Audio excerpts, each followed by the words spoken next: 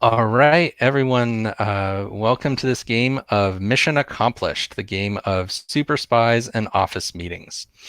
So our players here are a team of top secret Black Ops agents who have just returned from a important mission, saving the world. And while the primary objective of the mission was accomplished, there were some problems along the way. And so Mission Control, which is me, has called them all in for a debriefing meeting where we're going to discuss what exactly happened and who is at fault. And the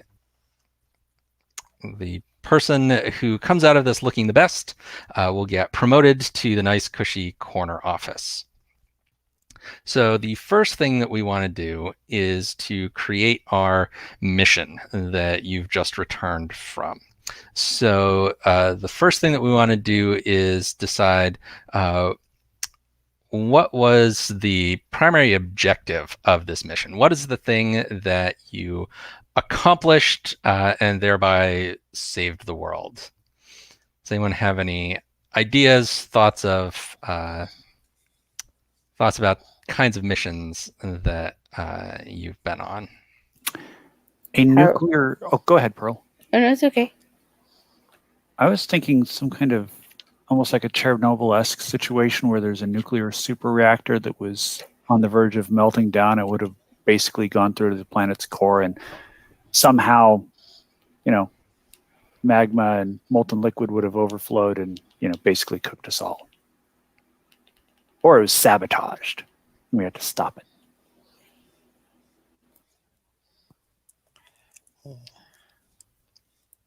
Okay. How about like we destroyed the mad scientist's volcano gun? Okay. That's just make it a little more bit more silly and comic booky. Okay. Go totally lean into all the tropes. Yeah. Okay. I was recently accused online of being a cartoon supervillain, so that works for me. Ooh, okay. Is like the dock to the underwater submarine lair in the shape of a skull? Absolutely. Okay. Okay. So you stopped the mad scientist volcano gun from punching a hole to the Earth's core. Okay. From punching. I'm just typing this up in our dossier here. Okay, so that is your objective. That is what you achieved, but various things didn't quite go according to plan along the way. So I'd like each of you to tell us one thing that went wrong from the sort of gigantic to the extremely minor. Just one thing that that went wrong in the process of stopping the volcano gun. You can kind of just any order when you think of something, just call it out. We left our rental car in the airport overnight parking, and then we had to suddenly catch a flight, and it's still there. Okay. The giant skull entrance, as mentioned a moment ago, is actually made out of like the bones of an ancient people that were pilfered by this villain previously, and shouldn't be disturbed. But one of us kind of picked up a piece that had broken off as a memento and has accidentally cursed the whole organization. And should probably put it back. Okay. Skull entrance was a cursed artifact. It was just the smallest piece, I didn't think anybody would miss it. I mean, not that I did it. Well, if I did, I would have done only because I thought nobody missed it. That's potentially a violation of several international treaties, so Mission Control will definitely need to get to the bottom of how that occurred.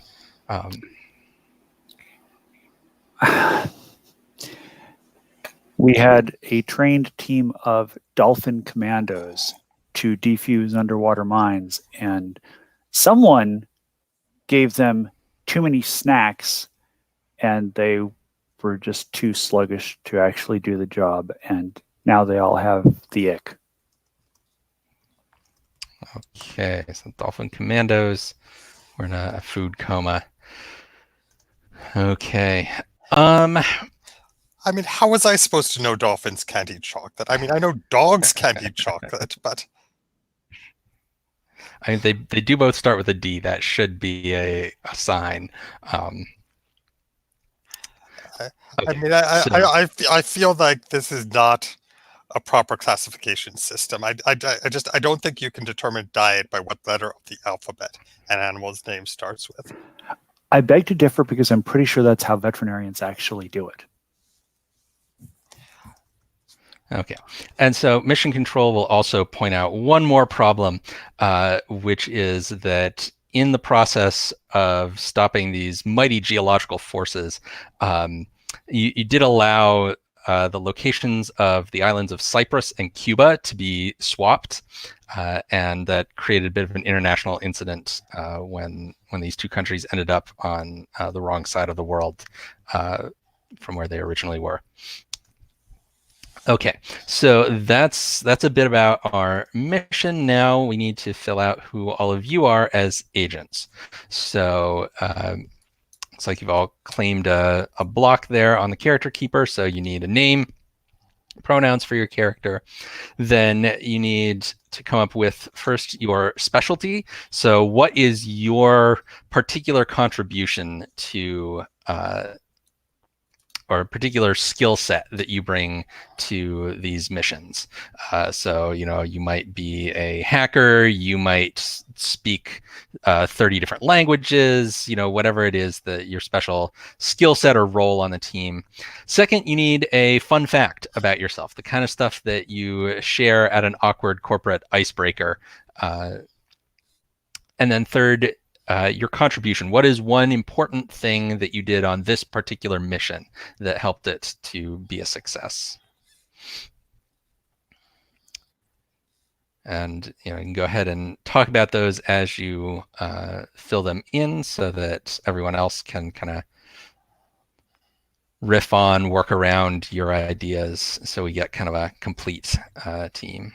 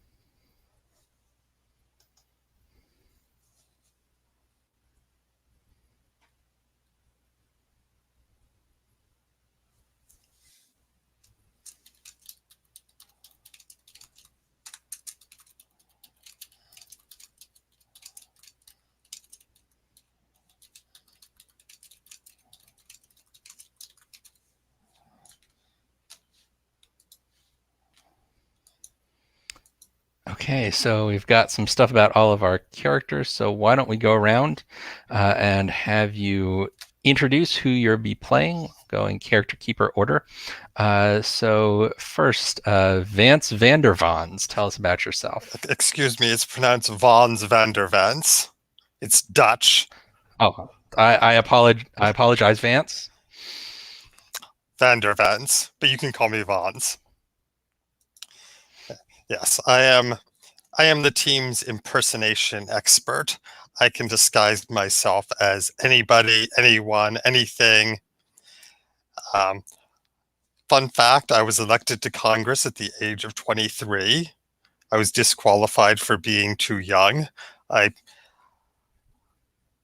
I just assumed that if you looked 56, you were eligible.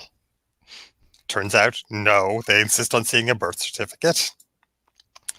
And I helped contribute to the mission success by parachuting into the volcano's caldera with an explosive charge strapped to my back. I was assumed dead, but that was just that was just a misleading film cut. Okay, very good. Next, we've got Mia Smith. Hello, I'm Mia. Not sure why I have to sit in this meeting, but whatever. I am a hacker. That's my job. I managed to hack the gun, convince it to fire back in upon itself. So you're welcome. My fun facts are that my mom and I once investigated a disappearing house, and occasionally I am tapped to go hunt vampires in Eastern Europe from time to time. It's a blast. Yay. Okay. You're breaking up a bit there in your connection. Not to me, he isn't. Just Oh, he's not? Okay. no. Yeah, it wasn't to me either. Okay. I mean, it's possibly it's the encryption algorithm on your end. Mia will get on that. Yeah. Okay. All right. Only thing Mia's better at than having an attitude is hacking, so I'm sure she'll take care of it. I'm Junie, just Junie for the purposes of what needs to be happening here. I guess my specialty is getting things done, really, is how I think of it. The use of deadly force is sometimes how you get things done, and is often how I get things done. But I could do other things also, presumably. I just don't usually. And in this case, I didn't. We'll get to that in a second. Fun fact. So I was once a pro wrestler whose character was just me. And apparently, I mean, I think I'm quite normal, but everyone else thought it was weird enough that it worked out. I mean, the pro wrestling thing was really a cover for, well, you all know what we do here. So I don't need to go into it. It's classified. I also, there are rumors that I may be like an interdimensional vampire. I'm neither going to confirm nor deny that. To even justify it just seems like a bad idea. So I'm just not going to go into it, and anybody around here who hunts vampires should probably not worry about it. And mysteriously, I also once investigated a disappearing house. It was quite the fiasco, as I recall. Not everyone handled it as professionally as they might have. But as far as the team contribution, while my teammates were, hacking and parachuting and whatnot, I did what I do best, and I went in and took care of business, and I stopped all of the bad guys, including the head bad guy, from getting in the way. And I did it quickly and efficiently, and I just don't think we're going to need to worry about them again. So I think that's all I really have to say for the briefing. Pleasure to see you all. All right, very good. So the last thing we need to do before we start the meeting is that we've got a form for you to make anonymous reports on what happened during the mission. And so to do that, I think the easiest thing is going to be if you each just send me an email. Make sure you don't hit reply all and send it to everybody, but send me an email and you're going to pick one of your fellow agents who you think did a good job on something in the course of the mission. Could be something big, could be something small, but something positive that you want to report about one of your fellow agents. And then you're also going to tell me one negative thing about one of your fellow agents, something that they screwed up during the mission that you want to make sure that mission control is aware of. So like I said, you can just send an email direct to me with those things. And those will become part of our discussion as mission control goes through the reports.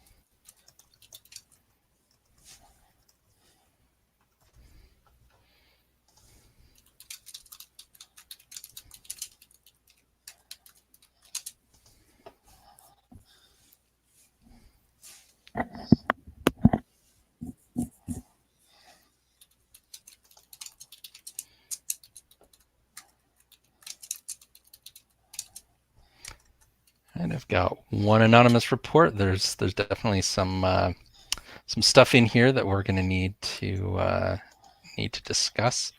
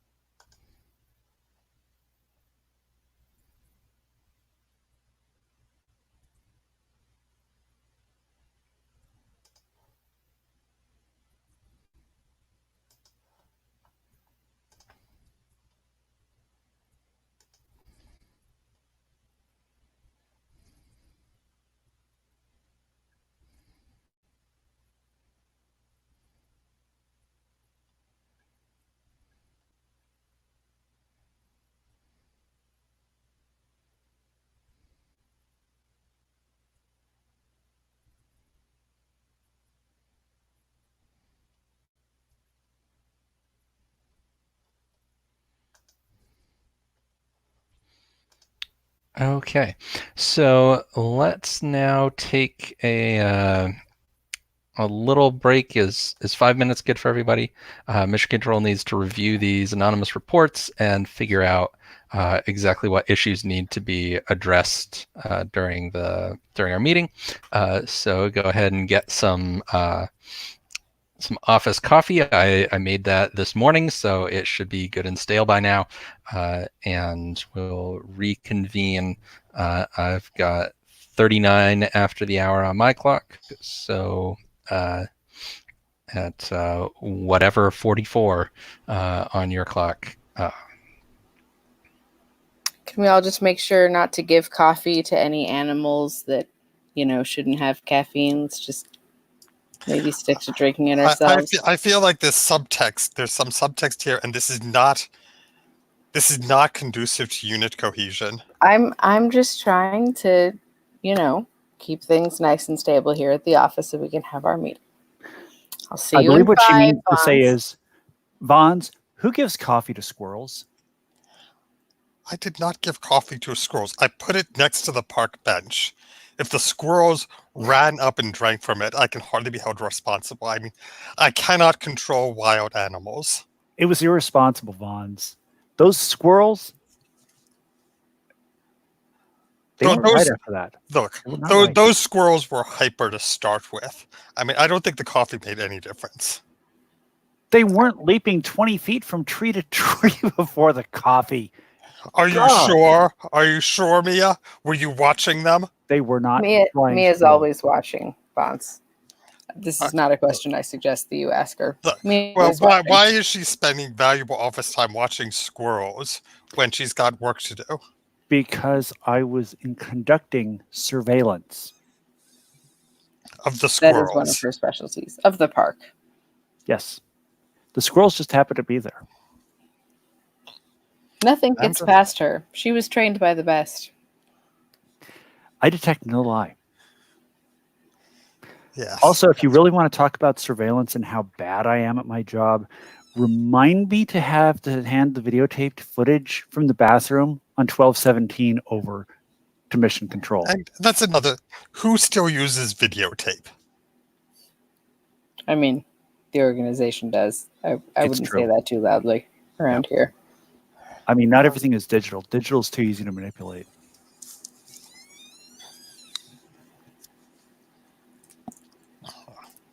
Got my eyes on you, Vons. Yes, yes, and don't think I haven't reported that to HR. Do you honestly believe HR gives a shit about what I do? I'm just saying that there is a lengthy paper trail of documentation. Vons, when you put down as many vampires as I have, HR doesn't say a word about a little intra-office surveillance. Mia, about the vampire hunting thing, I was thinking after this meeting, maybe you and I could have a chat. Sophie the dog has come to visit. Sorry, there's a giant dog nose on your screen now. Doggo!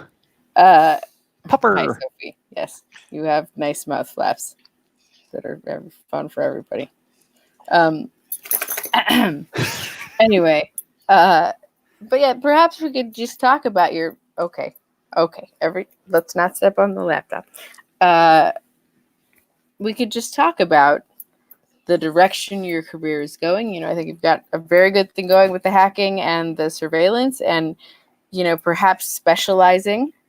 When you're already so good at those things, could be beneficial, and you could leave the vampire hunting to someone else. You never know. Some vampires might not be so bad. I am reasonably sure that some vampires are okay, but when I get called in by a black bag shadow organization, and I'm told that they are integrating with the Russian mob. Okay, well, those guys, like human or vampire. Those guys kind of we just right. Right. I mean, there are jerks in every group, of course. Right? And I'm not going to say a word if somebody drag somebody into a dark alley for a midnight snack as long as that person comes out of that dark alley and they're just like semi-dazed. But when you start integrating it with organized crime, That's just never acceptable. It's against, everything that we stand for here. it's a bad look. Yeah, it's a bad look. No, I agree with you. Okay, all right, I'll drop it. It's not a big deal. I just wanted to check in about it.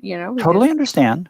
There are vampires who are doing good things, and sometimes you become one becomes a vampire by accident and doesn't even find out about it till later, and isn't even sure It what happens. the story is. But is informed that they have become an interdimensional vampire, and they just have to make the best of it. And we wouldn't want to, outcast those people. Hi, Sophie. Yes, I still love you, even though I'm talking to people on the computer screen. Control. I have to ask. Yes. Why do we have a dog in the Yes. office? That dog is What are you doing? part of our new health plan. When we renegotiated the contract, Oh, they gosh. said that we would get a discount at the corporate level if we had animals present for emotional support within the office. And so we got a dog. That's also why we have the 2 lizards. There's a formula they use, and it turns out that's actually the most efficient way to get that discount is 1 dog and 2 lizards. So does that mean I Okay. get to bring my mouse to work? Excuse me? Does that mean I get to bring my mouse to work? There's a form that you'd need to fill out for that. So we All may right. be able to authorize it, but you would need to Okay. file the paperwork and get a Let me sign off. sleep with myself. I mean, right. also, it is at your own risk. Those lizards, they do eat mice. Not this mouse. I've trained it. Yeah, This we mouse can't be is held a stone cold responsible. Killer. I taught this mouse But you to will throw. actually be responsible if your mouse kills an office animal. That's part of what you have to sign off on the paperwork. There's a waiver of liability there. Okay, So- let's take that offline, and we can talk about that later. Yeah, we can address that at the all hands meeting tomorrow. Right now we need to. I don't know if I'm going to have all my hands at the meeting tomorrow. I'm just warning you. Okay, well we'll see. Yeah. I mean, can we adopt more inclusive language, like all personnel meeting? Sure. Well, Vaughn, sure. you're saying that because- some of us do have hooks or other prosthetic devices. That Vaughn- is true. That is true. You're And the one who went and met to play a pirate. That's not our fault. Look, yeah, I think Vaughn has a Impersonation point is- there, I and mean, so I'm awarding you one commendation for pointing out a way that we could improve our process here at the office.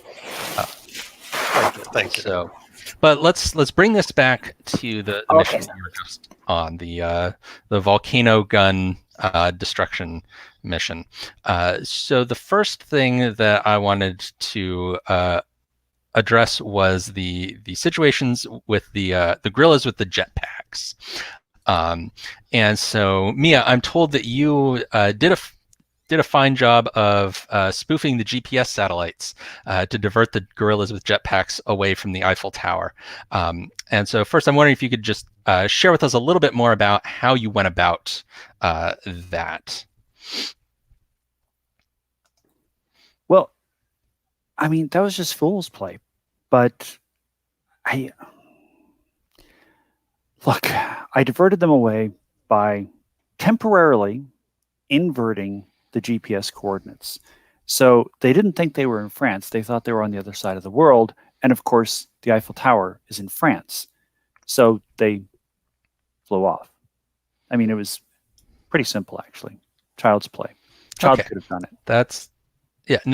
I appreciate the straightforward, the efficiency there of that. So I'm going to award you one commendation. But then I do have a question for you, because I'm concerned that the gorillas with jetpacks are, in my mind, kind of a whole separate issue from the volcano layer. And we were putting together a gorilla jetpack interception team with some of your other fellow agents to work on that problem. And so it created some headaches and some paperwork for us when you stepped in there. So I'm wondering just why you felt it was necessary for your team to address the jetpack gorilla situation. Is there a connection with the mad scientist in the volcano that Mission Control's not aware of? Thank God. I thought you were going to blame Cyprus and Cuba switching places on me. The short version is it took me like 10 seconds. Like, there's no reason to deploy a guerrilla team to deal with them. I mean, you're always telling us to save money where we can, right? That was a way that I could save the organization money. And did it have anything directly to do with the mad scientist in the volcano? I mean, who can really say? In this world of tautological realities, I can probably argue that everything is related to everything else. Everything is interconnected. You know, it's the butterfly effect. A butterfly flaps its wings on one side of the world, there's a hurricane on the other. Taking out the guerrilla jetpacks, did that necessarily make our mission easier? No, but it also did not make it any more difficult. So I think it was related and justified. I mean, I would like to point out that we did not know at the time whether or not this was related to our mission. And it was very much weird. So you're dealing with a mad scientist in a volcano, weirdness is kind of the order of the day. And if you see something weird, really, you kind of want to neutralize it in some way, shape, or form so that it doesn't come back and, try to shove a banana up your tailpipe in that movie that my mom made me watch all those years ago. I mean, in hindsight, gorillas are not native to volcanic terrain. We should have known that. Our bad. But they're also not native to France. That's true. That is true. That is a good point. Those are both true statements. Can I get Junie's perspective on this? I just want to understand if diverting effort to dealing with the guerrilla jetpack situation, did that interfere in any way with your work on this mission? You're muted.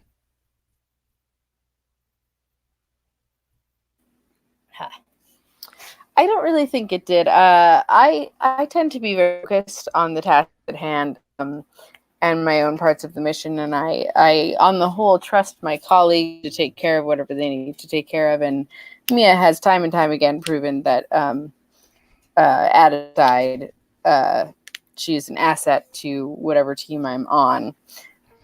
So if Mia thought that bringing gorillas in was the right choice, I assumed there was a reason and got down to the business that I was intending to, which was dispatching all of our foes. I didn't notice any delay in my timing on being able to deliver that. We accomplished the mission. I don't see why, Mia's instincts are usually good. And if there had been a problem, Mia, I'm pretty straightforward. I would have mentioned, but I really don't see why it's an issue. Plus, I saved your bullets. Okay, so here's what I'm going to do, Mia. I'm going to give you a commendation for carrying this out in a way that maintained the confidence of the rest of your team, because teamwork, cohesion as a unit is very important.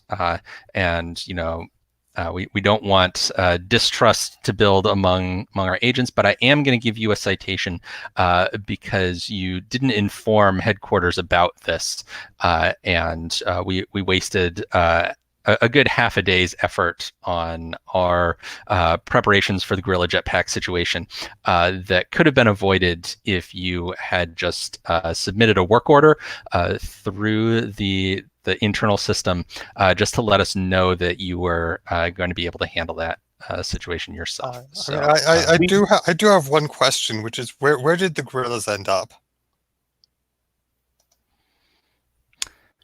That is a good question. Mia, since you gave them the GPS coordinates, where did you send them to?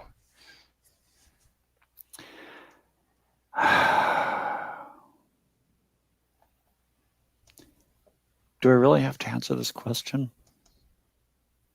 I think it is important for Mission Control to keep tabs on all all animals with jetpacks in the world right now. I know we have a prairie dog jetpack issue breaking out in Nebraska, and so we just want to keep an eye on all these things. They're in Iceland. Iceland. Okay, good. I will make a note of that. We may actually need to put you on that team for your next assignment there, since you do have some experience with this particular group here. There's only 250,000 people in Iceland. I mean, they could probably handle a few gorillas with jetpacks, right? Certainly better than France can.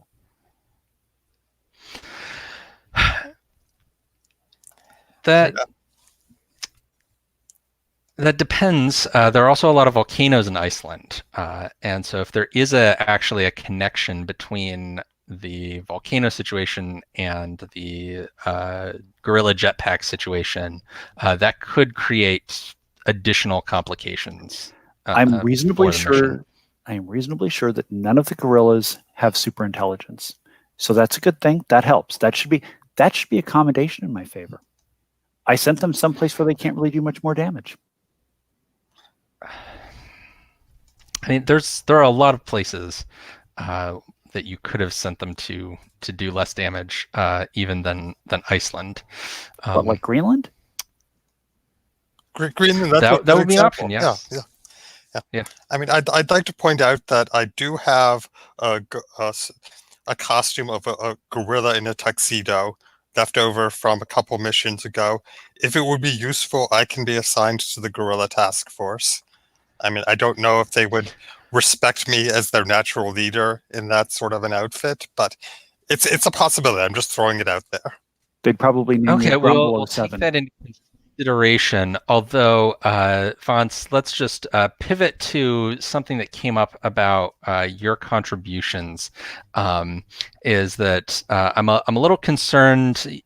If you're going to go out impersonating wildlife, that you have a strong grasp on the biological and ecological facts that are most relevant here.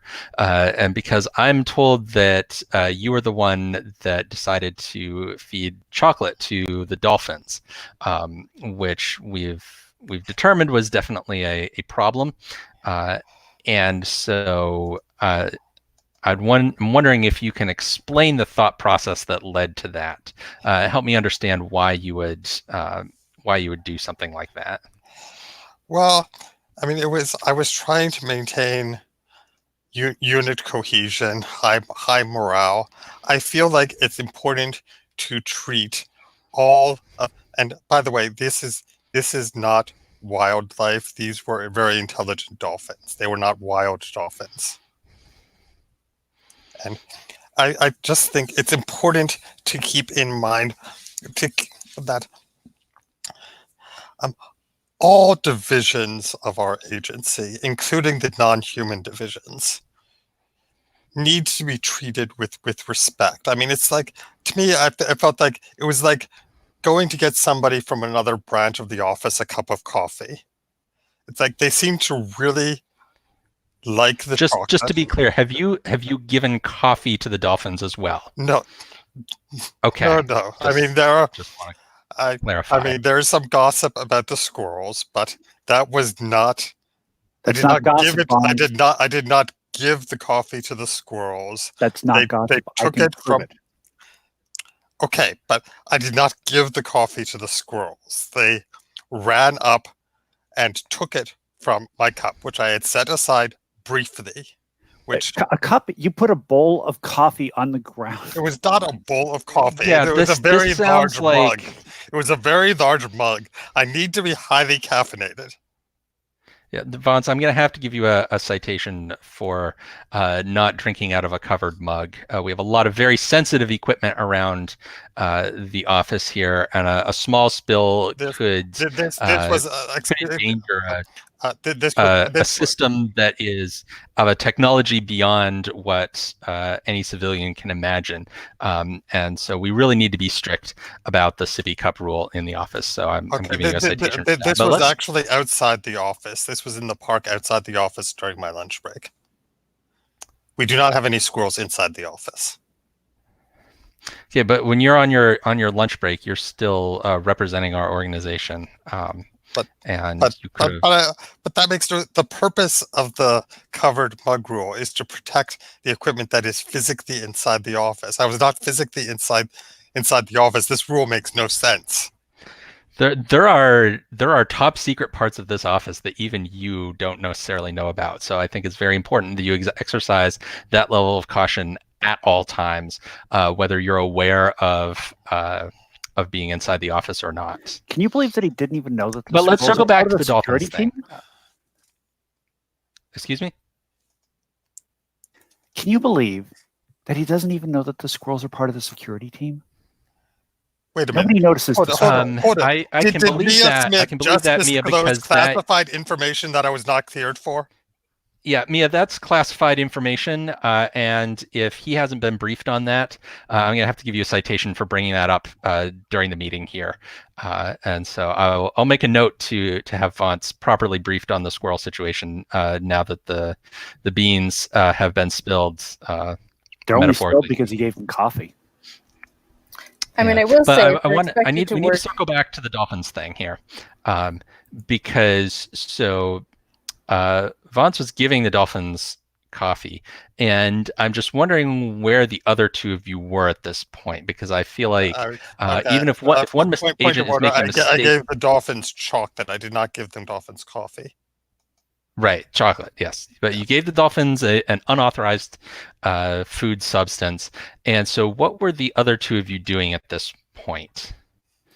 Were you aware that this was going on? Can we just point out that Vance has a history of giving food substances to animals that they shouldn't have? And as for what I was doing, listen, I was doing mission prep. I was checking the boat. We had to have a speedboat to get out to the island. I was making sure that we had everything on there. I was making sure that my tech equipment was EMP hardened and waterproof to the extent that it could be. I was making sure that ammo was secured appropriately so that it wouldn't get wet and that, Junie wouldn't find herself with dud rounds in her gun when she needed to shoot somebody or something. I was busy. I mean, you were also downloading several dozen YouTube videos to your iPad. So? That does explain the unusual spike in network activity. Those were. It looks like you downloaded according to our logs, a 10-hour rendition of "They're Taking the Hobbits to Isengard." And I'm just curious how that was necessary for the mission, because that did put a bit of a strain on our top secret server VPN network. Distraction. Distraction of who? So listen, you've seen Apocalypse Now, right? I have not. Okay. I haven't either. Okay, so there's this scene when, like, Robert Duvall's character, whatever his name is, Captain something or other, they're going in on these attack helicopters to attack the beach because the guide wants to go surfing, right? And they're blasting Wagner. And he's going on with, like, this really, really racist shit. Like, I don't know what the hell the guy's problem was, but Jesus, can you chill a little bit, my dude? And so they just go blasting in with all this Wagner. And it's epic. And so I was thinking not the same thing, but along the same lines, that if we came in on this speedboat, just going hella fast, blasting, they're taking the hobbits to Isengard, I figured we'd have an edge. We'd intimidate the hell out of everybody. We could just go in there, get our job done, and it wouldn't even be a thing. I think in the mission briefing it said this was supposed to be a covert insertion. Yeah, I actually want to get Junie's take on this, since she is kind of a stealth agent, and this is kind of the opposite of stealth. Did this interfere with your plans and your execution of your role in this mission to come in blasting music like that? Not really. I mean, honestly, I don't really need the help to be to be able to come in undetected either way. Silence is fine. But certainly it's easier to come in unnoticed sound-wise if there's a lot of noise. So, I guess it gave me a chance to relax a little bit, as opposed to my usual sort of come in before anyone can see me and then have everyone dead before they've noticed. I could actually just sort of walk in with the music playing because everyone was so distracted. So I don't think it was necessary per se, but I appreciated the breathing room. Okay, well, I'll call that one a wash then. But Junie, I have some additional questions for you. I'm told that you conducted this mission while wearing an unusual hat, and I'd like if you could tell us about your choice of headwear for this mission, so that we can cross-check that with the approved dress code for our organization. So could you tell me a little bit more about what exactly you were wearing during the mission? Yeah, I can probably do that. I find that having a distinctive hat just brings me a little bit of excitement in the job. I've been doing this a long time, and you go in wearing the skin tight cat suit and the heels that you can throw that impale people against the wall and or make things that you can climb up a wall with where you need, and it just starts to feel stale. But my commitment to the organization, is completed, and so I've started wearing hats as a way to just keep it interesting. You can only kill 10 bad guys in under 10 seconds so many times before you stop timing it. But if you can kill 10 bad guys in under 10 seconds while wearing an ostentatious hat, and the hat stays on, that's a personal challenge. And I like to up the ante and make sure that I'm continuously being challenged to be better at my job. So, okay, so I understand. Yeah, go ahead. Yeah. I mean, I just don't quite understand. If you're deliberately making the mission more challenging for yourself, doesn't that impair your efficiency? Luckily it doesn't. We're an organization of continuous renewal, so we always need to all be sharpening our skills. And unfortunately, we don't get many live fire opportunities to do so in the office. I don't know, Vons, do you want to change that? Don't think you do. Junie'd probably shoot you. So I would. So we do have a dress code for a reason, though. All of the approved articles of clothing have gone through rigorous testing in our laboratories and in our live fire demo areas. And so, Junie, while I understand the rationale behind wanting to liven up your outfit during this mission, it is actually very important that if you have ideas for how we can improve the approved clothing regulations, there is a form that you can submit through the internal system to ask for an official review of a proposed accessory, and then we can take a look at it, make sure that it's coming from an appropriate manufacturer, make sure that it will be up to the stresses of use in a live mission situation. So I'm going to have to give you a citation on that one. I understand. Even though it was I will a really say, awesome hat. It was a very awesome hat. Thank you, Mia.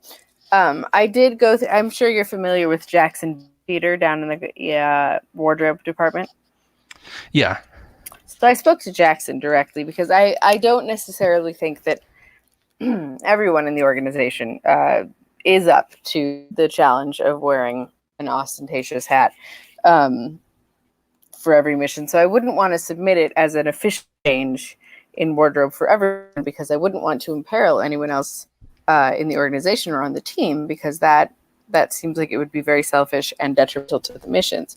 So I asked Jackson if he could use the standard material we know are safe to create one for me for my own personal growth without having to impose that on the people I work with. And I understand if I need to have a demerit, but I just wanted to explain my reasoning there. I'm a veteran in the business, Okay. and Yeah, so I appreciate that piece of information, and so I'm actually going to give Jackson Peters a citation as well for going outside of protocol to approve that hat, but I will give you a commendation for reporting on that situation so that we're aware of what Agent Peters has been working on, because it is very important that all of our agents are holding each other accountable and reporting any sort of issues that arise that might compromise the organization as a whole. I think he meant well, but of course it is your call, as always. Yeah. Can I offer a comment on the meeting? Yes, please go ahead. This meeting, well, I mean, how to okay, in the interest of offering constructive feedback, you are way too concerned with paperwork. I mean, we don't even have these forms in the field. How are we supposed to fill them out? Are we supposed to wait until we get back and then fill them out so that or are we supposed to interrupt the mission, come back, get the form, fill it out, submit it, wait for authorization and approval and requisitions, then go back to the mission? I thought that was why we were assigned field laptops. Yeah, all of these forms can be accessed through the organizational intranet, which you should be able to get into with the VPN on your officially issued laptop. If you're having problems with that, then you'll need to speak to the IT department. I would actually appreciate it if all of you would test your connections before going out on a mission.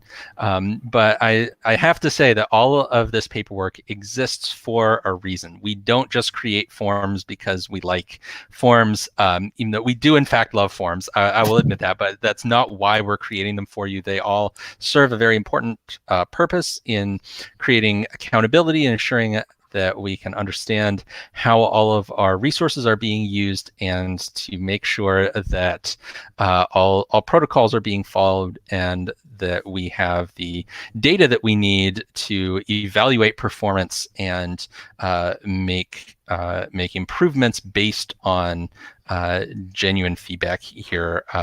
And so, Mia, I'm going to have to issue you a citation for questioning the paperwork because that's testing the connection. Testing the connection. That's why I was downloading their Taking the Hobbit to Isengard, to make sure that we had a solid, steady connection. Okay. And was it a good, steady connection? We downloaded their Taking the Hobbit to Isengard. Okay. Well, then it was a good enough. If it was a good enough connection to download 10 hours of their Taking the Hobbits to Isengard, it was a good enough connection for you to file all of the paperwork that needs to be filed. Didn't have the bandwidth. Okay. So another issue that I want to hear a little more about is the part where Vance parachuted into the volcano. And I am a bit concerned, Vance, that you were using an aerial approach when your team was aware that there were guerrillas with jetpacks sort of at large. And it seems to me that could have been a major risk as compared to, say, a subterranean approach that could have been taken. So I'm wondering if you could tell us more about why you chose to do the parachute entry. Right. Well, I mean, the mission did not go entirely according to script, but I did manage to knock out one of the enemy pilots with knockout gas, which it's issued as part of our standard gear. I mean, I secured him in a secure storage facility. I locked him in the men's room. I put him in a stall. I locked the door. He was out for at least couple hours, dressed in his uniform. Okay, so very quickly, before we move on, the men's room, you locked him in a stall. Was that a single occupancy bathroom? There were two stalls. I did not use the handicapped stall. Okay, that I'm giving you a commendation for ensuring that that bathroom was still available for use, even while it was being repurposed as a holding cell. But okay, Yeah. you may Yeah. continue. Yes, and then I was in the guise of one of the anonymous enemy pilots. I was able to liberate a fighter jet and divert it to a patrol which was on guard to prevent anyone from infiltrating the base. And in one of my flyovers the caldera, I was able to eject from the fighter jet and parachute down with a load of explosives, which Mia told me that it was necessary for us to have a controlled detonation in the caldera of the volcano in order to trigger a pulse which would allow her to hack into the system. Really? Mia, was What? that? I didn't say that. You said something like that. I believe what I said was, no, don't do that. That's a bad idea. I mean, you said it was a bad idea because it was too risky. Vons, you're an impersonations expert. You're not a pilot. You don't have skills. I was impersonating a pilot. How hard? It's not that hard. I mean, trust me. Confidence is 90% of any occupation. I mean, I've impersonated hackers, and I thought I did a pretty good job. Vons, if you're talking to anybody who knows how to turn a computer on, believe me, you really didn't. You really, really did not. I love you. There is no one better at sneaking into a place besides Junie.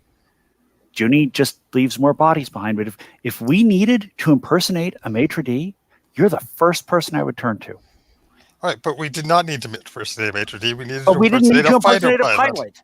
We didn't need that. How else would we have gotten the bomb into the caldera? Okay, so let me ask Junie. So I'm being told that you are the one that determined that the bomb needed to be placed inside the caldera. Could you tell me about how you made that determination?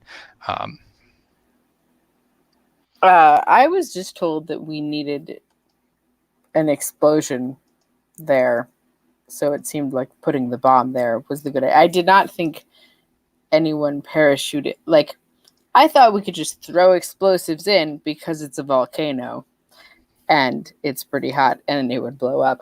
This whole action hero sequence thing seemed really extraneous and unnecessary. But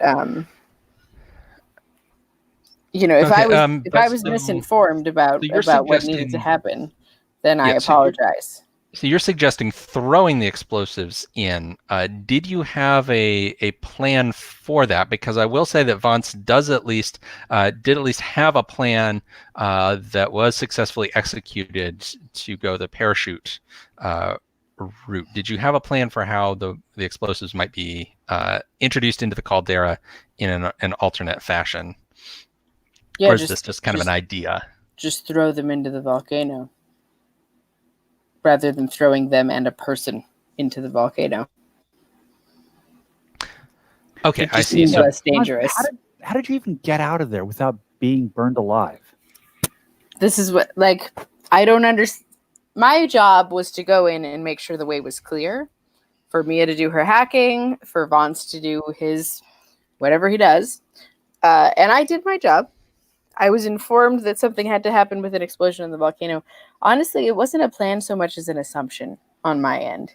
Okay, we need to make an explosion in the volcano. We throw the explosives into the volcano. Volcanoes are essentially made of fire or equivalent hot things, right? Explosives would go off. But having them not just taking them into, but strapped to the back, so they have to be undone, and then you have to get out before it makes no sense to me. So to right, ask but what the alternate plan would be just seems.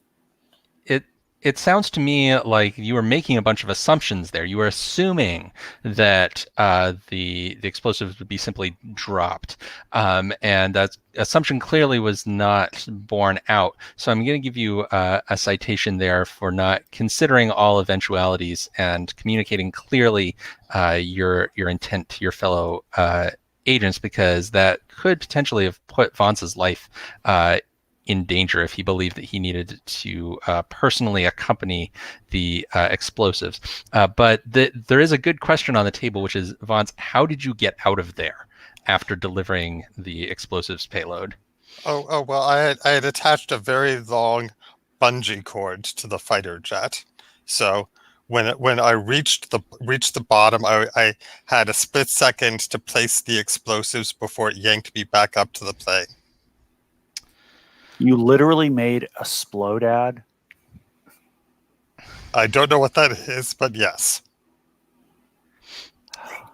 Yeah, that's a very non-regulation use of bungee cord, so I'm going to have to give you a citation for that and recommend that you redo the online training course on proper bungee use. You can find the link to that on your personal internet homepage. It should take about 20 minutes to complete. There's a little quiz at the end.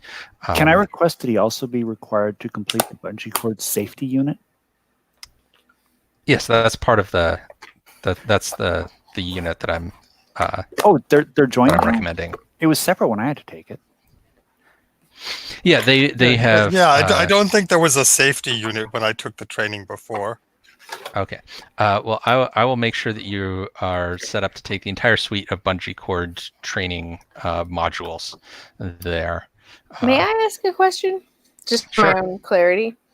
So I went in and did my job and trusted the others to do their jobs because I assume that, our hiring practices are sound and people are vetted.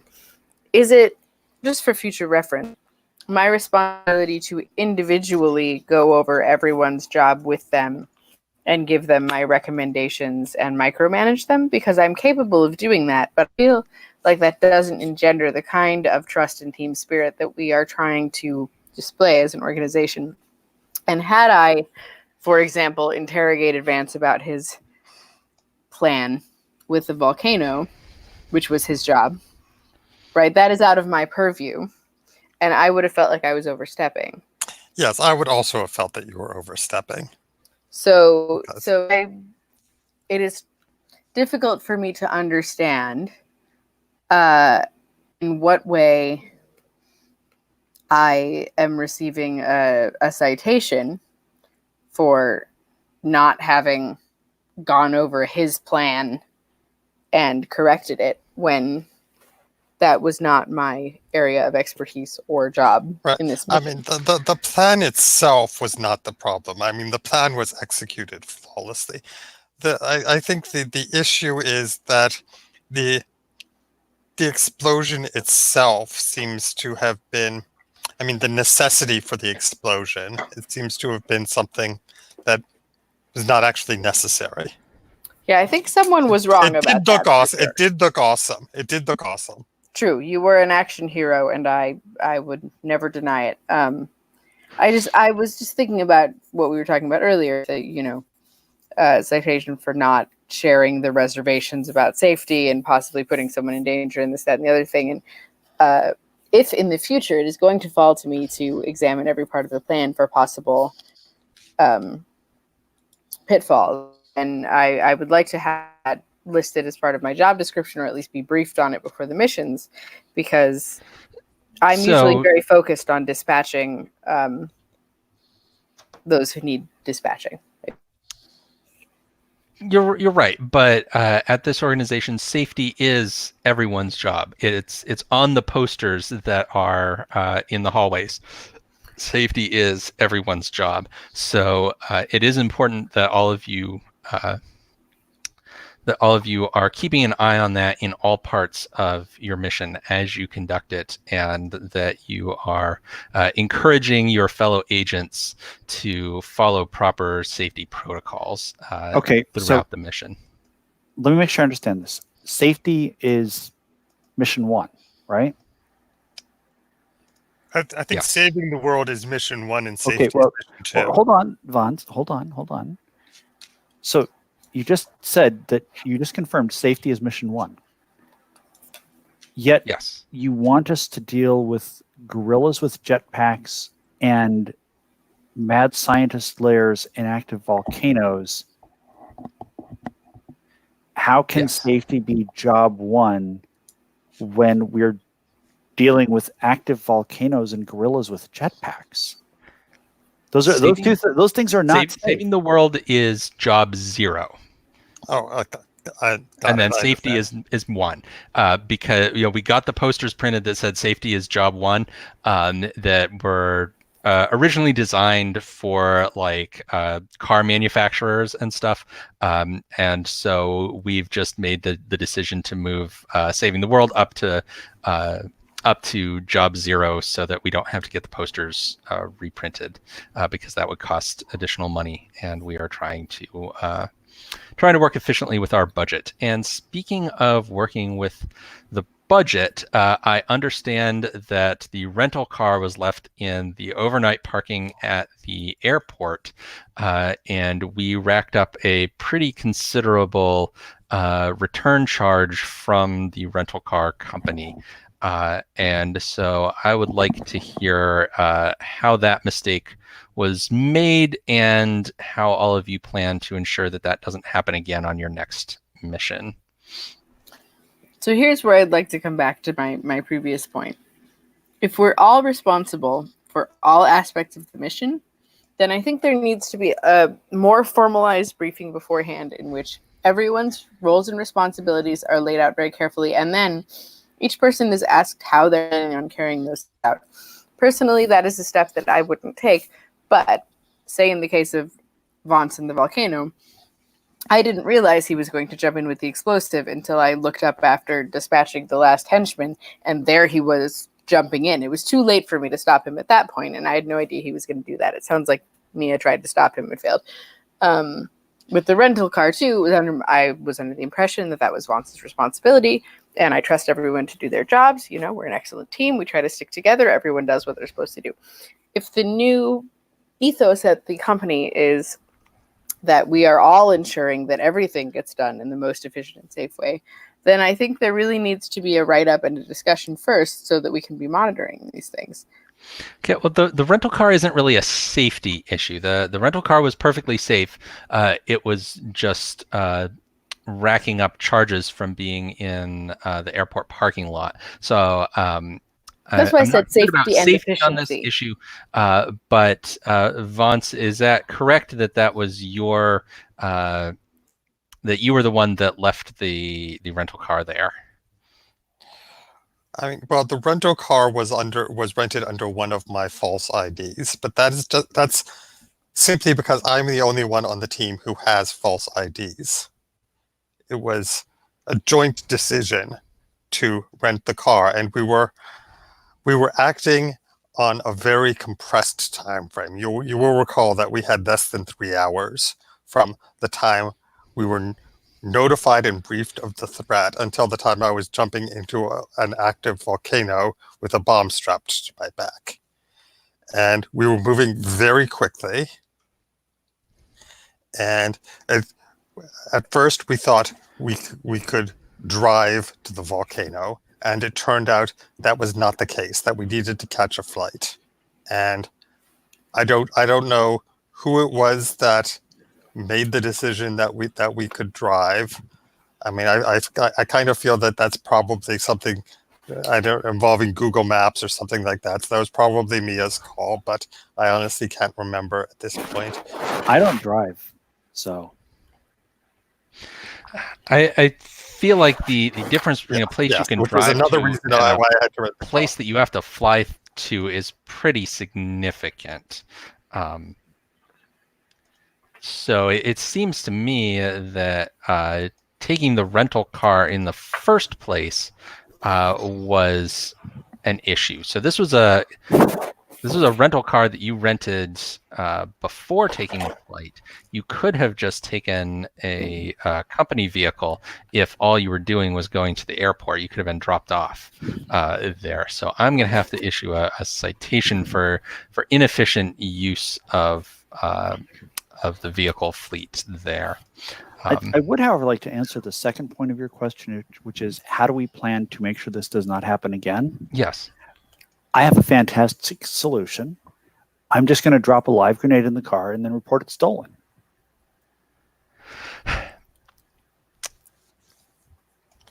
That Okay, I mean, I would need to check the paperwork to make sure that we got the insurance on that. Well, no, because the insurance would at that point it has nothing to do with us. It would just involve local police, and they would find a burned out car smoldering in the rubble somewhere. Right. But if you don't get the optional insurance on the rental car, you are responsible for damage that occurs before it's returned. That's like $200 or whatever. I mean, I'll just put it on my car. Vance, I'm going to give you a commendation for thinking of those kinds of issues that do need to be sorted out before we implement a plan like that. What? I don't get a commendation for nonlinear thinking? I'm thinking outside the box here. This is some real next level solutioneering. We have to see how it actually works in practice first. Well, if anyone can pull it off, I would say it's probably the person. So if we're going to test it out, I think that's the way to go.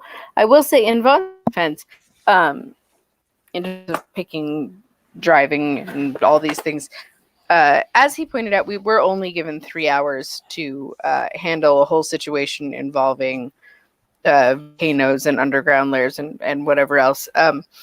And we got it done.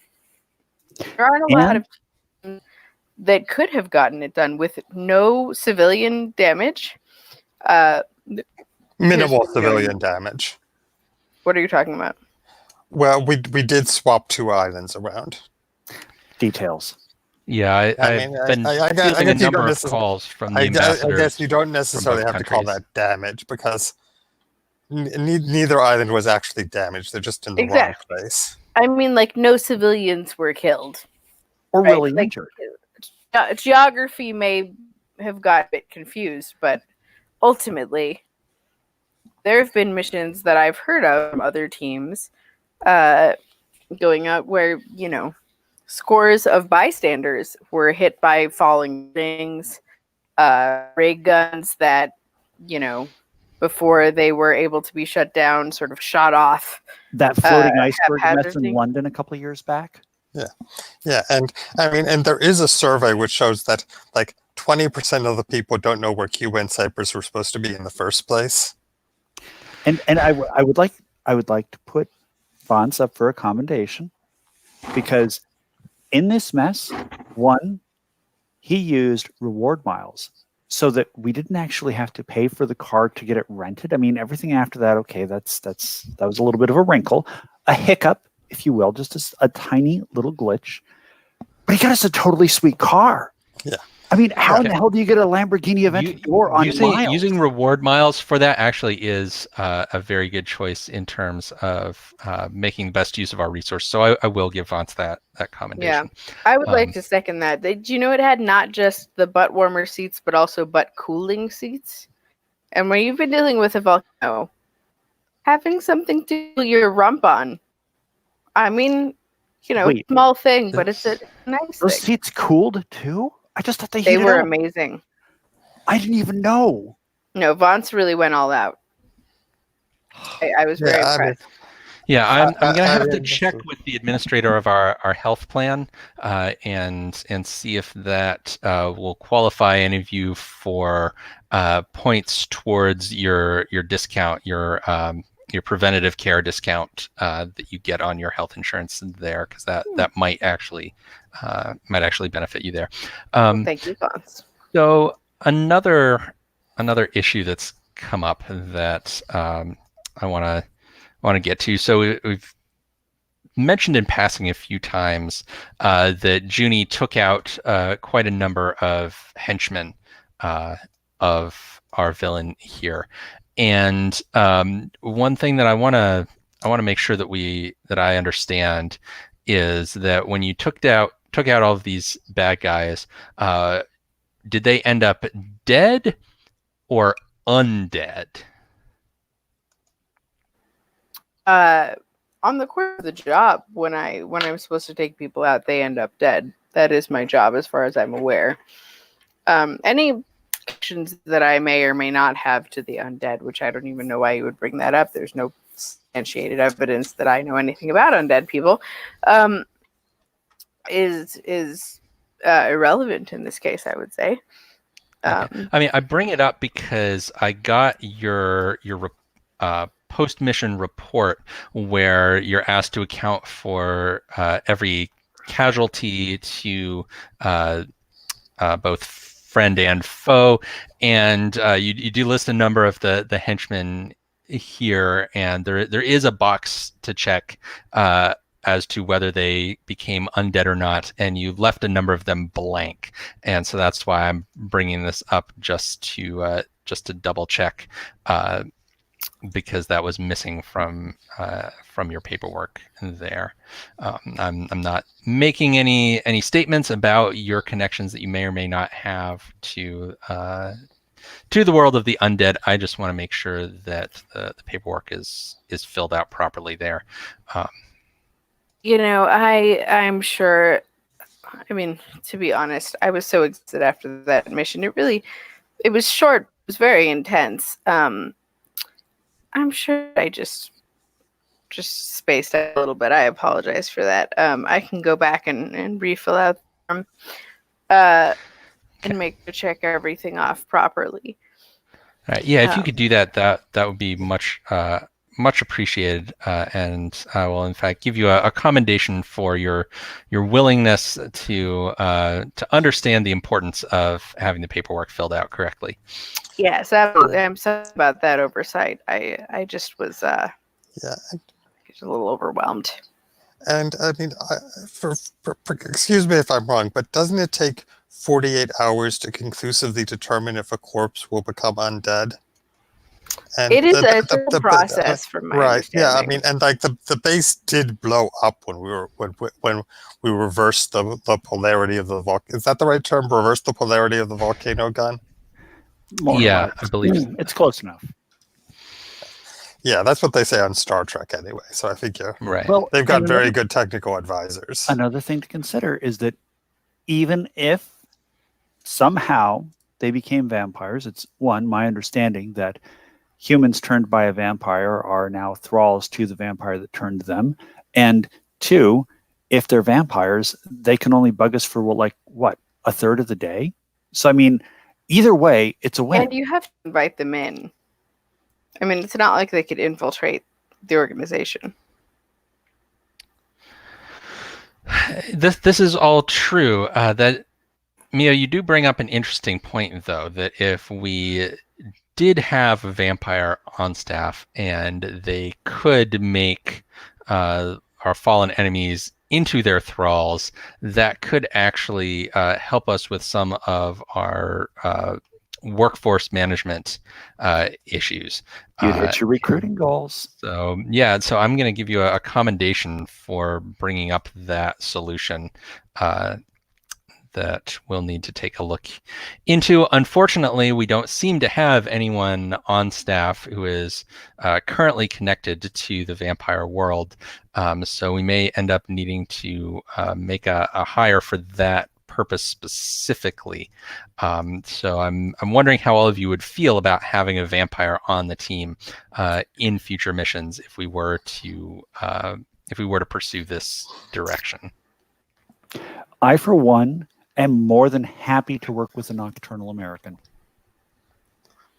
Yeah, I think discrimination in many ways is really disrupting the fabric of our society, and just like humans and anyone else, I think our undead brethren, there are good ones and there are bad ones, just like anyone else, and I don't think we can afford.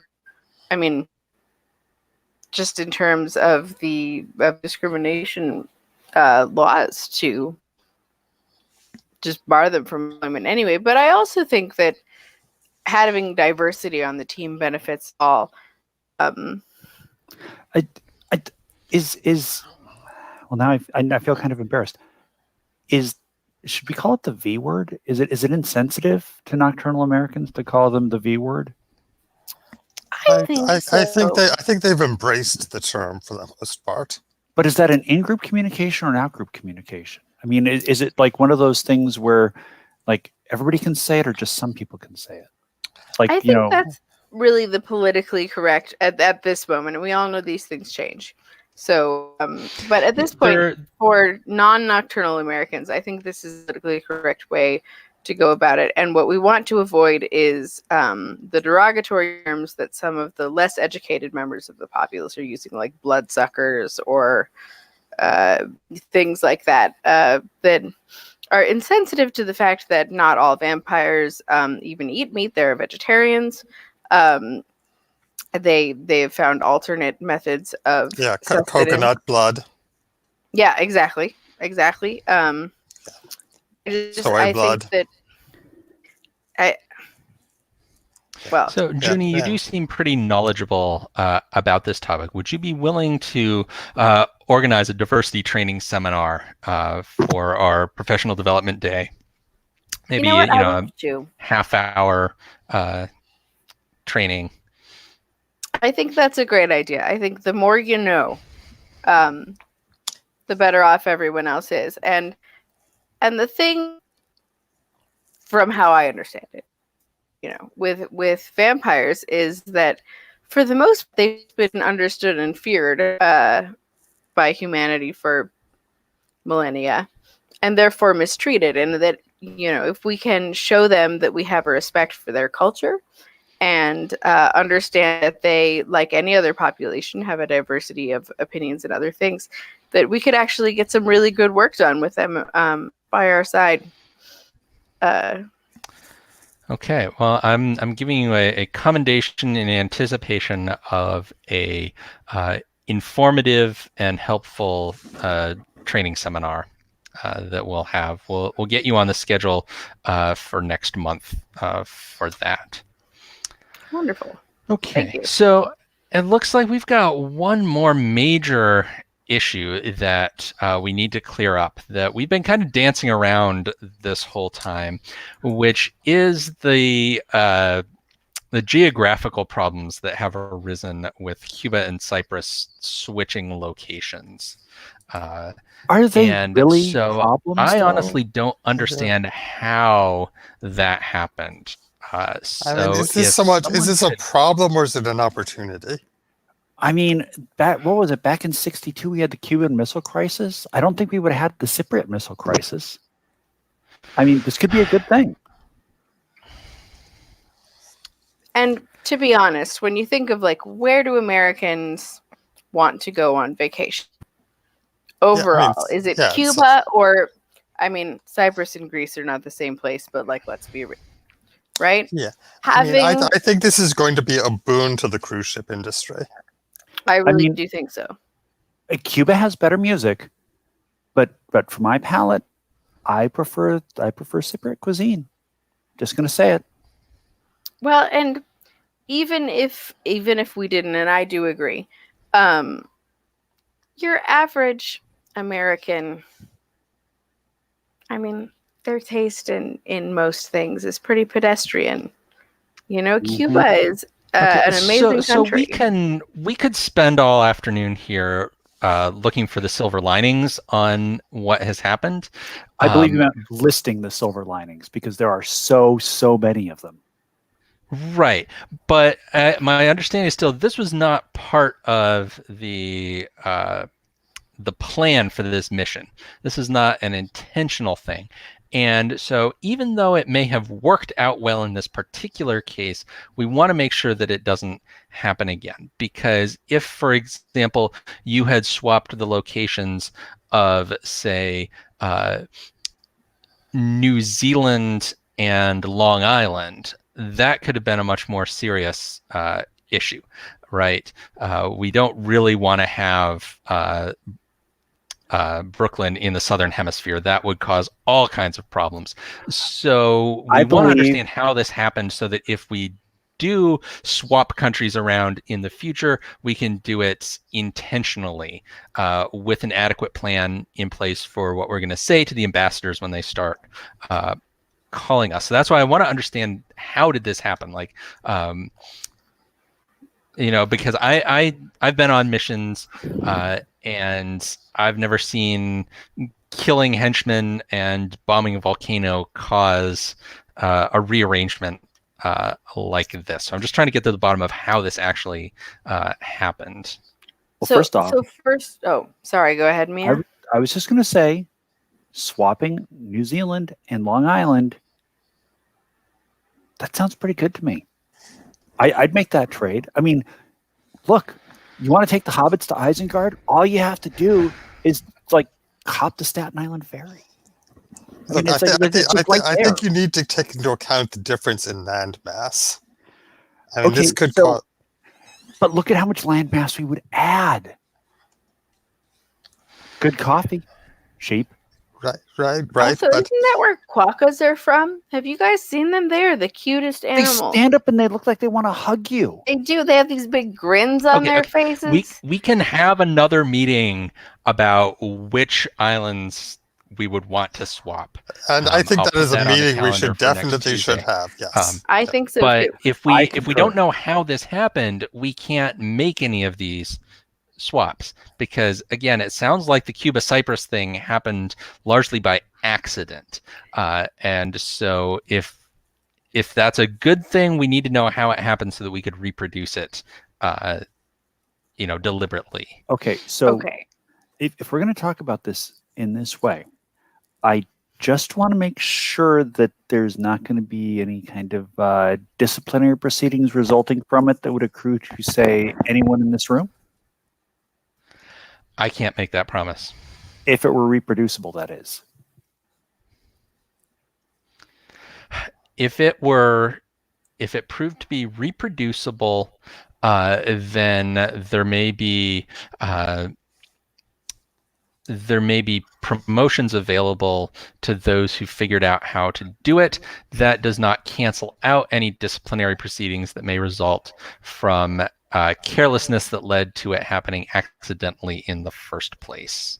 Okay, so what I'm looking to hear you say is not that I'll get a commendation if it's reproducible, just, hey, Mia, you found something all right here. We're not going to write you up on this. We're just going to kind of look the other way this once. It all depends on the details.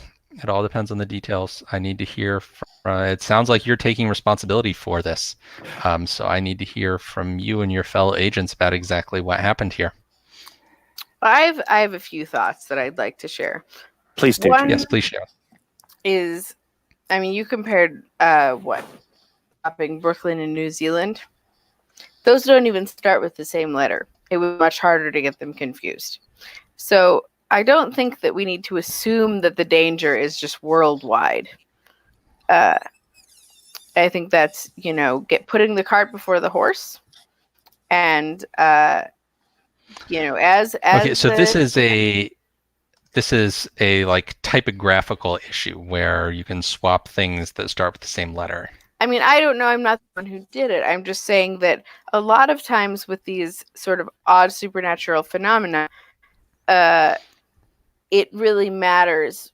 What were we talking about earlier? Like the dogs and dolphins. They both began with DO, right? So the chocolate mishap was maybe like a little bit easier to understand than if it had been like, don't feed chocolate to brown bears. There are no D's there. So it would be harder to mix up. But also, I mean, I just feel like there's a standard here that do we want to make the standard that if someone discovers an innovative technique in the field, that they cannot attempt to execute that? Are we anti-innovation in this organization? I think Mia showed a lot of initiative in a lot of ways in this mission. as did Van. I think as a team, we worked really well together, and And I would like So to point out the that problem here, though, is that you've all been emphasizing how little time you had to execute this mission. Right? That was part of the explanation of the mishap with the rental car. So if there's that little time to execute the mission, I'm concerned that some of that time was being spent on swapping islands that, as far as I can tell, didn't contribute to the final objective of your mission, unless I'm wrong. Maybe if there's a reason why swapping those islands was necessary, then that's a different story. well, that's what But I'm simply saying, using right? your limited time to just mean- innovate new techniques is not the best use of our resources. I mean, I just want to say in all of our defense that when you see something in a mad scientist there, which is clearly labeled, do not touch, it is almost irresistible that you will touch it at some It's point. true. It's true. I recognize So that. which of you failed to resist that temptation, though? Who actually touched the do not touch button? Who among us can say? What? I I mean, mean, I there wasn't think we were just all in one that room. do not touch button. Okay, so we're gonna do this. We're gonna do this fairly. I'd like everybody to type into the chat the name of the person who touched the do not touch button, and when I count to 3, and everybody will send at the same time. But which do not touch button? The giant red one, or the one that was like smaller and red but like lit up? There were a lot of do not touch buttons. Yeah, it was like it's a like sea he of had do not post-it touch. notes all over. Yeah, Okay, and There so was different even people one, touched like different a red buttons. post-it note above a green button that said "not this one either." Yeah, I think the guy That was was colorblind, confusing. which caused a lot of confusion.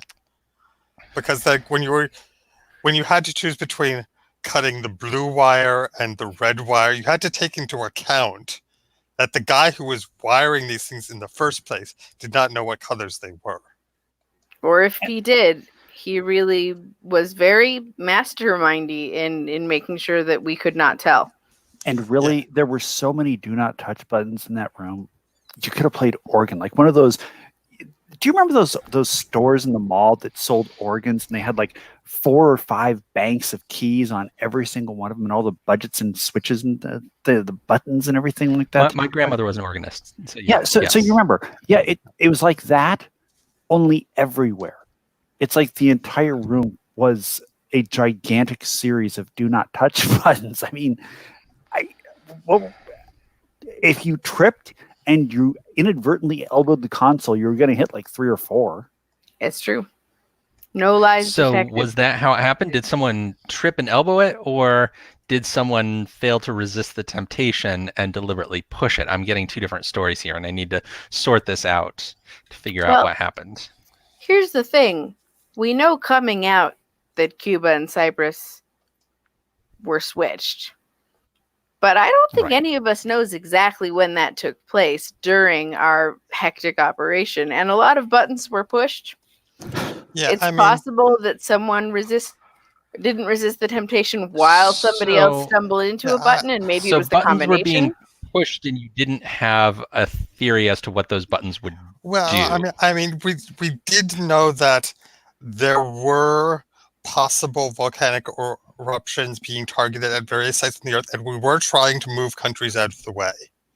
And we were trying to move those countries back afterwards, and we were trying to get all of this done before the base exploded. And we knew that some of those buttons... Vance, that's the first rational explanation I've heard of this whole thing. Have a commendation for that. Okay, so you were trying to move countries out of the way of the volcano. Have you ever been in an underground evil lair and tried to resist hitting the button? That's fair. I've been in a number of underground layers, and I have not touched any unauthorized buttons, and that is why I got promoted to mission control.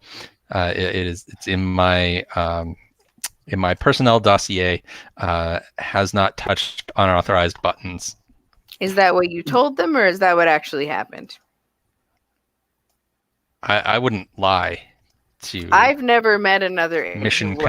control the folks No, above I me. don't think people should lie, which is why I'm concerned for you, because I feel like there are some people who are cut out for field operations and some who are cut out for mission control, and you are clearly cut out for mission control. Because you don't push buttons like that.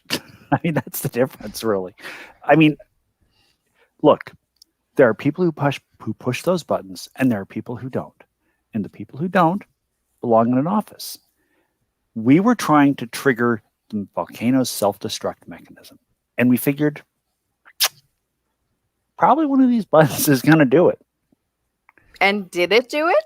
It did. It did. See, that's a concerning line of thought, because if you are in the volcano while you're trying to hit those self-destruct buttons, that puts all of your lives at risk. And we've established that safety is job number one. Right. So After I'm unfortunately going to have to job give you a Which is the citation for mission. that. Well, I mean, Excuse me. We all cleared our physical fitness. You test us to make sure that we can outrun lava, bees. The bee test is the worst. God, I hate bees. And it doesn't help. Like in the cartoons, you go like, bees! And then the bees go away. They don't do that in real life. No, you they just don't. Keep running. They chase you. Yeah. So just to clarify, were there bees involved in this particular mission? No, but what I'm saying is Okay. we have been tested and we can outrun lava. This is why I'm saying this is relevant. I shouldn't receive a citation for that. We know we can outrun the lava. And we've been tested on it. I mean, and I feel like I should point out that this did not come with proper documentation. No, not at all. There were no manuals. There were no manuals, and obviously, if there had been manuals, we would have stopped. We would have read the manuals. We would have followed the procedures laid out in those manuals. We would have scanned them in and sent them back to you so that you could have records and copies of them and provide further guidance. But there were no manuals. Yes, the I appreciate that. I appreciate that concern. I will give you a commendation for looking for the manuals in order to bring them back, because that would have, if there had been manuals, that would have been a very valuable piece of intel for us to work with here. Well, so I do shut down future volcano layers. The goal number one. I'm going to say we were told that there just wasn't time to do further research from the research and development department because the destruction of the islands and things was so imminent, which is why we had such a short time frame and whatever else going in. So we weren't even given the standard intel, let alone time to find the manuals. And we got the job done anyway. But you can go into the research department and ask them if they're able to produce a briefing document. I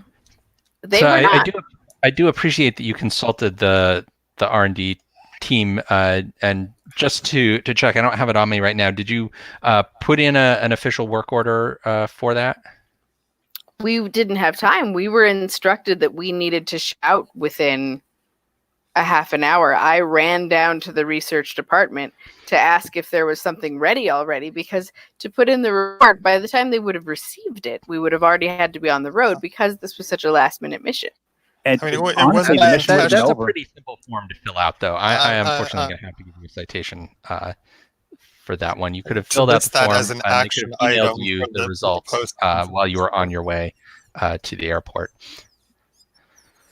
Okay, so that covers most of the concerns that I had. Is there anything else any of you want to bring up well, it actually about turns your out mission? That flipping islands is a comparatively simple process that didn't involve anything in the volcano at all. Okay. Turns out that if you just flip the GPS coordinates and do a little bit of hinky stuff with the Earth's magnetic field, they just kind of teleport. So basically the same principle that you used on the jetpack gorillas.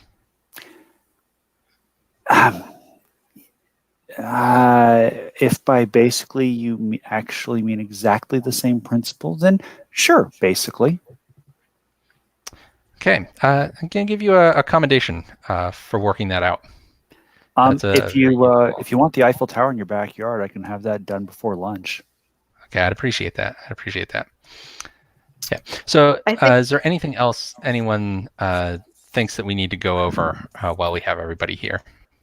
I would just like to say, that we have an unconventional team put together here, and it's a small team, right? A three person operation to take care of a big thing, and that I think our success within the time frame allotted, and with our varying skill sets and lack of information, actually was pretty impressive. And I would like to give a red glass to my companions here, Vance and Mia.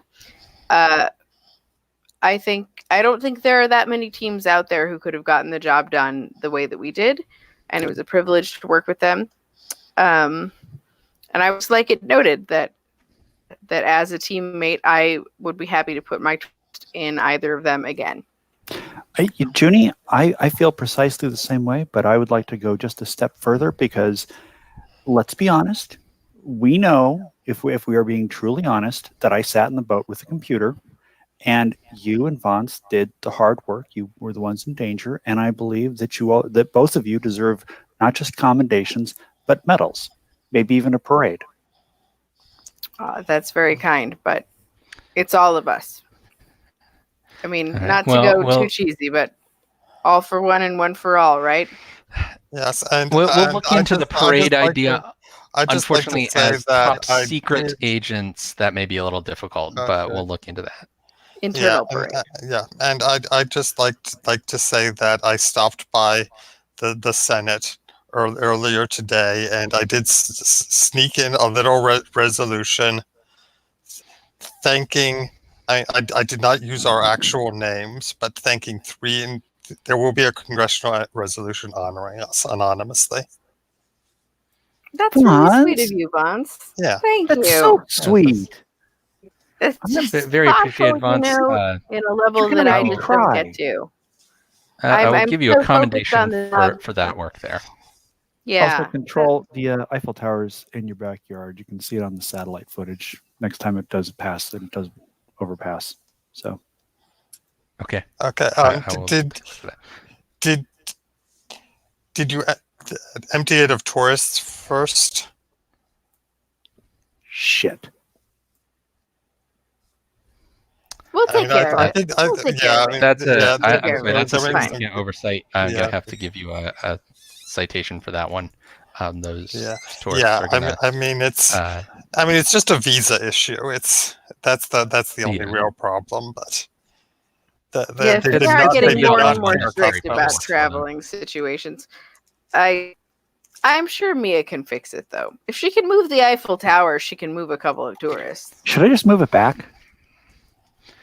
That might be for the best, yes. If you could just at least in the short term, right? Okay, I'll get the triangle from in front of the Louvre for you. I mean, that's usually empty, so I can do that. No big. Yeah. Okay. All right. So I think that brings our meeting to a close here. So now we get to figure out who gets promoted. So I've been noting your commendations and citations on the character keeper there. And so the instructions for dealing with this, you are going to roll some dice. So let me get us a roll for your party room here, and I'll put that into the chat for you. So you are going to roll all of your commendation. So each commendation or citation is a die. So you're going to roll all of your commendation dice and all of your citation dice. I think the easiest way to do it and roll for your party might be to do, let's say commendations are the numbered D6s and the citations are the D6 with pips. And so roll the ones you need all in the same color for yourself. Then you're going to take any commendation die that has the same number as any one of your citation dice, and you're going to get rid of it. And then we're going to look at who has the highest number on their remaining commendation dice. Does that Okay. make sense? I'm going to do the things, and then I'm going to let someone else figure it out because I've Okay, already let's- forgotten what you said. Okay, so But- let's roll it first. So roll d6s. Roll the regular ones equal to your commendations, and the ones with pips equal to your citations. Oh, when I go in to put it the label, all my old characters show up. Sorry, And I had a then- nostalgic moment there. Yeah. I missed that. Okay. Sorry, I hit the wrong button.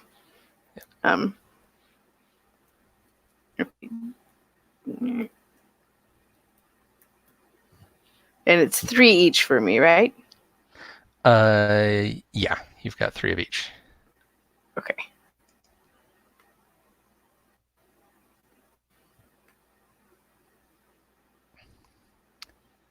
Sorry, they Okay. should have been really weird places. That's it. Yeah, that's mixing Sort really of here. I'll drag move them around. Yeah. Okay. Okay. Why don't you? I'll let you do it, so we're not both grabbing at them at the same time. Just gonna put them all in the same area. Okay. So that's To roll a 5 and 2 6s in anything for me, like yeah. I realize those are like the bad ones, right? But like still, I just feel like that's like a very good roll for me on Roll for Your Party. Uh-huh. Anyway. Okay. The numbered ones are the good ones. Yeah, the number ones are the The good pips ones. are the bad The ones. pips are the bad ones. So- Okay, and so that looks Well, then like good. Vance's dice there as well. So if we could get Mia's roll.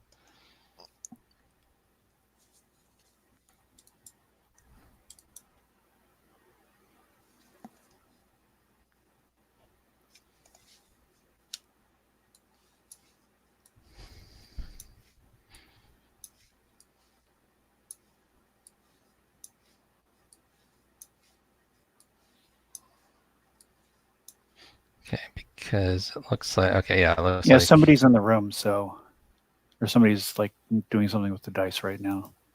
okay. Yeah, we just lost all of Vance's dice.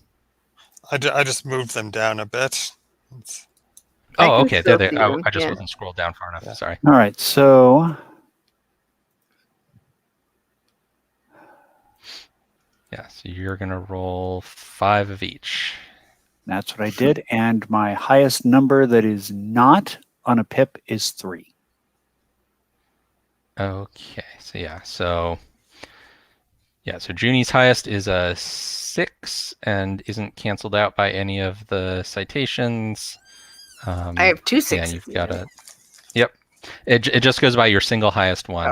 Oh, okay. Single highest commendation. couldn't It's remember. not canceled out by a citation. So yeah, so Mia's highest is a 3, which is not canceled out, and Vance's highest is a 5. It's not canceled out, so it looks like Junie gets the promotion. So It's funny because congratulations, I had the Junie. least of all the citations and commendations of anyone by a Uh-huh. lot. Yeah. Judy's very why it goes. effective. That's why you roll dice instead of just counting them up, so that there's some certainty at the end. So yeah, If I had not Congratulations, chosen Junie. to be Junie, I don't imagine that would have gone the way it did. But Yeah. Junie knows what's up. She's been around a while. all right. She's been involved in some interesting stuff. Here and there. Yeah. All right. So that's mission accomplished. So I'm gonna go ahead and end our broadcast here. Bye, everybody. Bye.